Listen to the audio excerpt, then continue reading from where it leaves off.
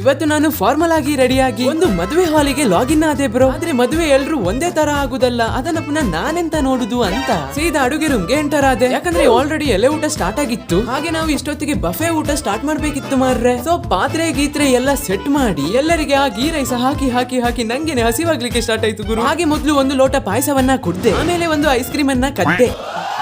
ಯಾರು ಇವ್ರಲ್ಲ? ಅಣ್ಣ ಈಗ 47 ಪಿಕ್ಚರ್ ಅಲ್ಲಿ ಮಾಡಿದಾರಲ್ಲ ಉಗ್ರಗಾಮಿಗಳು, ಅವರೇ ಇವರು. ಓ ಮೈಕಲ್ ಜಂಕ್ಷನ್, ನೀನು ಡ್ಯಾನ್ಸ್ ಮಾಡಿದ್ದು ಸಾಕಪ್ಪ, ಮುಚ್ಕೊಂಡು ಪಾತ್ರೆ ಎಲ್ಲ ಎತ್ತಪ್ಪ ಅಂತ ಹೇಳಿದ್ದಕ್ಕೆ ಬಫೆ ಊಟವನ್ನ ಕ್ಯಾನ್ಸಲ್ ಮಾಡಿ